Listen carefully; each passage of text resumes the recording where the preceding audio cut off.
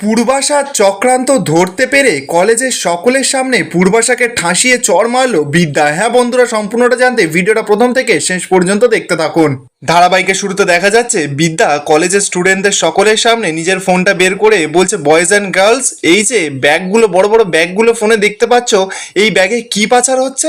আচ্ছা, আমার মনে হচ্ছে রাজরি, জানো তো, কাঁড়ি কাঁড়ি টাকা পাচার হচ্ছে। এবং শুধু তাই নয়, এই ছবিতে মিস্টার রাজদেব ইনিও কিন্তু আছেন। বিদ্যা তো এবার ফোনে রাজদেব চ্যাটার্জির ফটোটা রিপোর্টার থেকে সকলকে দেখাচ্ছে। সকল স্টুডেন্টরা তো এবার সেইগুলো দেখে বলছে যে রাজদেব চ্যাটার্জি হায় হায়। রাজদেব বাবু তো এবার স্টুডেন্টগুলোর উপর চিৎকার করে ওঠে, বলছে জাস্ট শাট আপ।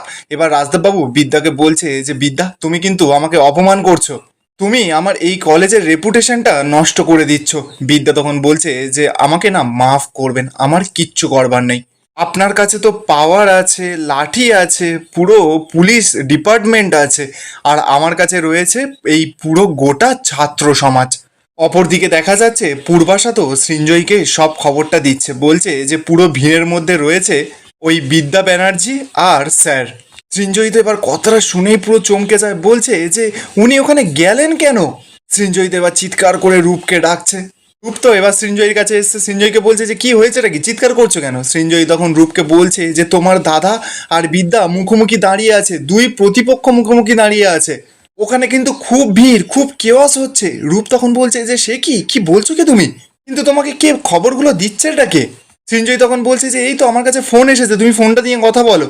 রূপ তো এবার সৃঞ্জয়ীর হাত থেকে ফোনটা নিয়ে বলছে যে কি হয়েছে। পূর্বাশা তখন রূপকে জানাচ্ছে যে কলেজে কিন্তু প্রচন্ড গন্ডগোল লেগে গেছে, যখন যা খুশি হতে পারে। রূপ তখন বলছে কেন, কি হয়েছেটা কি? পূর্বাশা তো এবার নাটক করে করে রূপকে বলছে যে আমি বুঝতে পারছি না ওই প্রফেসর বিবি স্টুডেন্টদের দিয়ে কি করাতে চাইছে।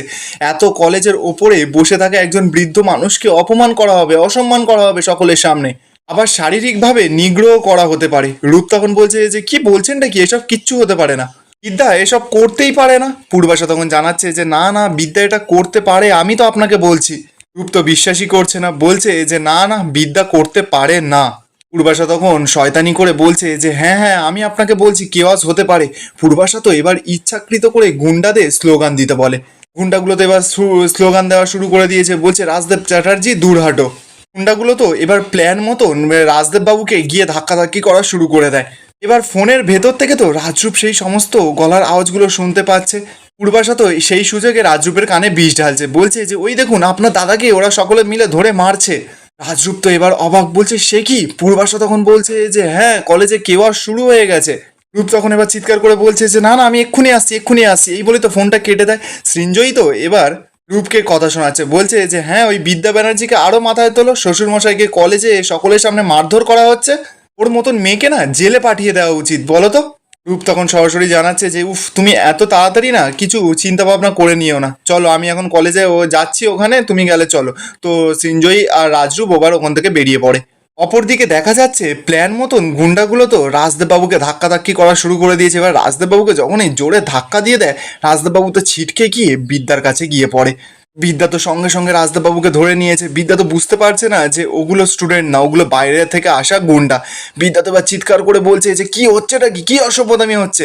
দূর থেকে তো পূর্বাশার আড়াল থেকে সেই সমস্ত কিছু দেখে মজা নিচ্ছে, বলছে যে যা নাটক সাজানোর হয়ে গেছে ম্যাডাম, আপনার হাতে না আর কিচ্ছু নেই। একটু পরেই রাজরূপ বাবু আসবেন আর ওনার স্ত্রীও আসবেন, একটু পরে পুরো পরিবারই চলে আসবে, তারপর হবে ফ্যামিলি ড্রামা। পুরো পরিবারটাকে আমি রাস্তায় দাঁড় করিয়ে দিয়েছি।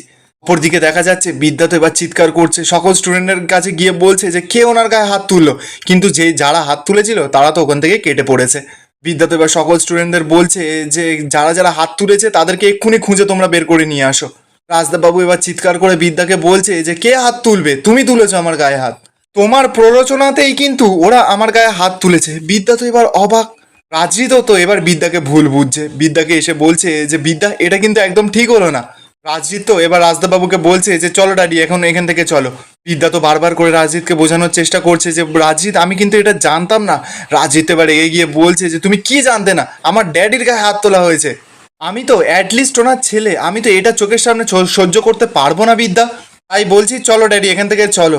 রাজদেব বাবু তো রেগে আছে, বলছে আমি যাবো না এখান থেকে রাজজিৎ, আমি এর শেষ দেখে ছাড়বো। আমি আমার কলেজকে কিছুতেই নষ্ট হতে দেব না, একজন শিক্ষিকার জন্য আমি আমার কলেজকে ধ্বংস হতে দিতে পারবো না। তাই জন্য একবার কেন, আমাকে যদি 1000 বারও মারে তাও আমি এখান থেকে যাব না। রাজজিৎ তো বারবার করে রাজদাবাবুকে বোঝাচ্ছে, বলছে ড্যাডি এখান থেকে চল, আর গন্ডগোল বাড়িও না। রাজদাবাবু তখন সরাসরি বলছে যে আমিও দেখতে চাই রাজজিৎ যে ও কতটা নিচে নামতে পারে, কতটা। বিদ্যা তো এবার অবাক, বিদ্যা বুঝতেই পারছে না যে সকলে কেন ওকে ভুল বুঝছে। রাজজিৎ তো এবার রাজদাবাবুকে বলছে যে ড্যাডি চলো এখান থেকে চলো, এই বলেই তো যখনই যেতে যাবে বিদ্যা তো এবার রাজজিৎকে আটকাচ্ছে। রাজজিৎ এবার বিদ্যার উপরে চিৎকার করে ওঠে, বলছে আর কোনো কথা নয়, অনেক হয়েছে এই ড্রামা, অনেক হয়েছে, আর আমি সহ্য করব না। বিদ্যা তো বারবার করে রাজজিৎকে বলছে যে আমি সত্যি কিন্তু এইসব বিষয়ে কিছু জানতাম না। রাজজিৎ তখন বিদ্যাকে সরাসরি জানাচ্ছে যে আই অ্যাম সরি বিদ্যা, কিন্তু উনি আমার পিতা বিদ্যা, আমি চোখের সামনে নিজের পিতার অসম্মান হতে দেখতে পারি না। আমি আমার পা হারিয়েছি, আমি মেনে নিয়েছি যে আমি অকেজো হয়ে গেছি, কিন্তু এই মানুষটা তো আমাকে আঙুল ধরে হাঁটতে শিখিয়েছে, আর আমি চোখের সামনে এই অন্যায় হতে দিতে পারি না। বিদ্যা তো বারবার করে রাজজিৎকে বোঝাচ্ছে, কিন্তু রাজজিৎ বিদ্যার কোনো কথা শোনে না, রাজদেববাবুকে নিয়ে ওখান থেকে চলে যায়। বিদ্যা তো এবার চিৎকার করে বলছে যে রাজজিৎ আমি কিন্তু কিছু জানতাম না। অপরদিকে দেখা যাচ্ছে পূর্বাশা তো সেই সমস্ত কিছু দেখে মনে মনে খুব খুশি হচ্ছে, মনে মনে বলছে যে একেবারে যেটা চেয়েছিলাম একেবারে সমস্ত কিছু মিলে যাচ্ছে, একেবারে নিখুঁত চাল। কপিল ব্যানার্জি তোমার মস্তিষ্ক পুরো একেবারে ফাটাফাটি, মানে এটা থেকে পরিষ্কার যে এই সমস্ত কিছু কপিল ব্যানার্জি করিয়েছে। ঠিক তখনই দেখা যাচ্ছে কপিল পূর্বাশার ফোনে ফোন করেছে। পূর্বাশা তো এবার ফোনটা ধরেছে, ধরে বলছে যে হ্যাঁ বলো, যেমন যেমন বলেছিলে তেমন তেমন কাজটা হয়ে গেছে। এবার তো বিদ্যা নিজের ঘরটা সামলাক, তারপরে না কলেজে আসবে। এই তোমার আর আমার মাঝে না আমি কাউকে আসতে দেবো না, তুমি একদম চিন্তা করো না, একদম নয়। I love you my darling, এই বলেই তো পূর্বাশা ফোনটা কেটে দেয়। অপরদিকে দেখা যাচ্ছে রাজজিৎ তো রাজদেববাবুকে ধরে ধরে বাইরে নিয়ে আসে। কলেজের বাইরে তো সকল স্টুডেন্টরা স্লোগান দিচ্ছে যে রাজদেব চ্যাটার্জি গো ব্যাক। ঠিক তখনই তো সেখানে রাজরূপ আর সৃঞ্জয় চলে এসেছে গাড়ি নিয়ে। রূপ এসেই রাজদেববাবুকে বলছে যে দাদা সমস্ত কিছু ঠিক আছে তো। রাজদেববাবু সোজাসুজি জানাচ্ছে যে না, কিচ্ছু ঠিক নেই, আজকে শুধুমাত্র ওই বাড়ির বইয়ের জন্য আমাকে শারীরিক নিগ্রহ হতে হলো। সৃঞ্জয়িত এবার কথাটা শুনে রেগে মেগে বলছে যে আমি জানতাম ওই বাবলা গাছের চারা না। ঠিক তখনই তো রাজজিৎ সৃঞ্জয়কে চুপ করায়, বলছে থাক না এইসব কথা, এখন থাক, এইসব কথা বলে এখন লাভ নেই, এখন ড্যাডিকে বাড়িতে নিয়ে গিয়ে ডাক্তার দেখানো উচিত। রাজরূপ তো এবার সেটা শুনেই আবার বলছে কেন, খুব কি মারধর করেছে নাকি? রাজজিৎ তখন জানাচ্ছে যে না না, খুব মারধর করেনি, তাও রাজদেববাবু তো এবার সকলকে বলছে যে না না আমি ঠিক আছি। রাজদেববাবু এবার কাঁদছে আর বলছে যে আমার শরীরে যত না আঘাত লেগেছে তার থেকে বেশি আঘাত লেগেছে আমার মনে।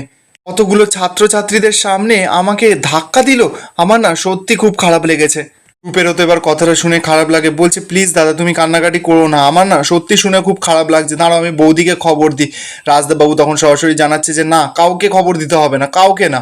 আর রাজরূপ তুই তো সারাক্ষণ বিদ্যা বিদ্যা করতিস, আর আমিও তো করতাম, আমি চেয়েছিলাম যে ও আমাদের বাড়ির বউ হয়ে আসুক, আর আজকে কি হলো, আমাকে সকলের সামনে হেনস্থা করা হলো। আমি না কোনো দিন ওই বিদ্যাকে ক্ষমা করতে পারবো না, আমি মরা শেষ পর্যন্ত ওই মেয়েটাকে ক্ষমা করতে পারবো না।